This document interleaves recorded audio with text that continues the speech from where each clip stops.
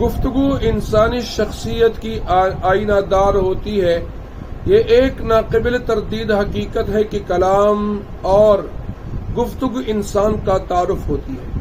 ہر انسان اپنی زبان کے پردے کے پیچھے چھپا ہوا ہوتا ہے۔ اگر اسے پہچاننا ہے تو اسے بولنے کا موقع دے، جلد ہی اس کی شخصیت ظاہر ہو جائے گی۔ گفتگو انسان کے اخلاق و کردار کی نمائندگی کرتی ہے۔ گفتگو شخصیت کی عکاس ہوتی ہے۔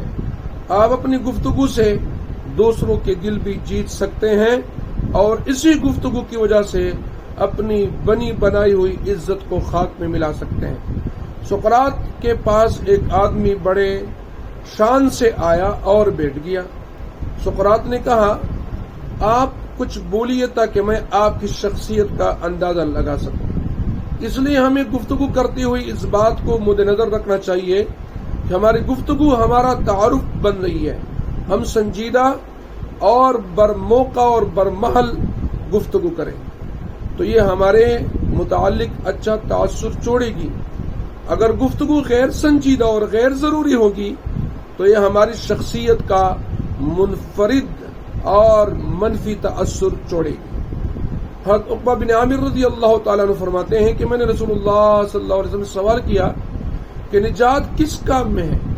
آپ صلی اللہ علیہ وسلم نے فرمایا، اپنی زبان کی حفاظت کر۔ اسی طرح ایک مرتبہ حضرت معاذ بن جبل رضی اللہ تعالیٰ عنہ نے ایک سفر میں حضور اکرم صلی اللہ علیہ وسلم سے عرض کیا، اللہ کے رسول صلی اللہ علیہ وسلم، مجھے کوئی ایسا عمل بتائیے جو مجھے جنت میں لے جائے اور جہنم سے دور کر دے۔ اس کے جواب میں آپ صلی اللہ علیہ وسلم نے تفصیلی جواب دیا جس میں نماز، روزہ، حج، زکوٰۃ اور جہاد وغیرہ کا ذکر کیا، اور آخر میں فرمایا، ان تمام باتوں کا جس چیز پر ڈیپینڈ ہے، دار و مدار ہے، کیا میں تمہیں وہ نہ بتا دوں؟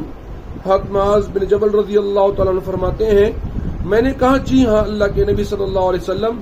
پھر آپ صلی اللہ علیہ وسلم نے اپنی زبان پکڑی اور فرمایا، اسے اپنے قابو میں رکھو۔ میں نے کہا، اللہ کے نبی صلی اللہ علیہ وسلم، کیا ہم جو کچھ بولتے ہیں اس پر پکڑے جائیں گے؟ آپ صلی اللہ علیہ وسلم نے فرمایا، تمہاری ماں تم پر روئے معاذ، لوگوں اپنی زبان کی کمائی کی وجہ سے تو اوندے منہ یا نتنوں کے بل جہنم میں ڈالے جائیں گے۔ اسی تناظر میں اگر موجودہ حالات کو دیکھا جائے تو نہایت افسوسناک صورتحال ہے۔ آج گفتگو میں احتیاط ختم ہوتی جا رہی ہے، چاہے آمنے سامنے گفتگو ہو، چاہے میڈیا، سوشل میڈیا کے ذریعے ہو، لیکن کی جانے والی گفتگو میں ہم جانے انجانے میں حد درجہ بے احتیاطی کے مرتکب ہو رہے ہیں۔ جھوٹ، غیبت، الزام تراشی، طعن، عیب جوئی، گالم گلوچ ہماری گفتگو کا لازمی جز بنتا جا رہا ہے۔ یہاں تک کہ ملاقات میں سلام کی بجائے ایک دوسرے کو گالی دی جا رہی ہے۔ اپنی انا اور ہوش کی تسکین کی خاطر صحیح کو غلط اور غلط کو صحیح پیش کرنے کی روش، کسی کی شخصیت پر کیچڑ اچھالنا، شرفاء کی پگڑیاں اچھالنا ہمارا مشغلہ بنتا جا رہا ہے، جو ایک طرف تو بہت بڑا گناہ ہے اور دوسری طرف ہمارا تعارف بھی بنتا جا رہا ہے۔ بد زبانی اور بد کلامی سے بعض اوقات ایسے گہرے زخم لگتے ہیں جس کی تکلیف عمر بھر کے لیے دل و دماغ میں پیوست ہو جاتی ہے۔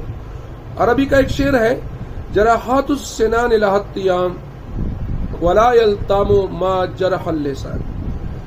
نیزوں کی زخم بھر جاتے ہیں، جو زخم زبان سے لگ جائے وہ کبھی نہیں بھرتے۔ اس کا ترجمہ پشتو میں اس طرح ہوا ہے کہ پر ہر د تور خوی چه بجوڑ شی پر مرہم، پر ہر د جب بدوی چه وی عمر سرسم۔ لہذا ہمارے وطن عزیز میں، ہمارے ملک کے اندر جو حالات چل رہے ہیں، ایسے حالات میں عموماً حدود و قیود کا پاس نہیں رکھا جاتا۔ لوگ ایک دوسرے پر بہتان، گالم گلوچ، بد زبانی اور جھوٹے وعدوں کا سہارا لیا جاتا ہے، جو انتہائی نامناسب بات ہے۔ لہذا ایسی باتوں سے گلی محلوں کے اندر، برادری کے اندر، رشتہ داری کے اندر یہ دوریاں پیدا ہو جاتی ہیں، نفرتیں پیدا ہو جاتی ہیں۔ اس لیے ہمیں سوچنا ہوگا کہ ہماری شخصیت کا تعارف کس طرح ہونا چاہیے۔ ایک خوش اخلاق اور شیریں زبان انسان کے نام سے، یا بد اخلاق اور بد زبان انسان کے نام سے؟ لہذا فیصلہ آپ نے کرنا ہوگا۔ اللہ تعالی ہمیں صحیح باتیں اور صحیح گفتگو کرنے کی توفیق نصیب فرمائے اور بری باتوں سے ہمیں بچائیں۔ وآخر دعوانا ان الحمد للہ رب العالمین۔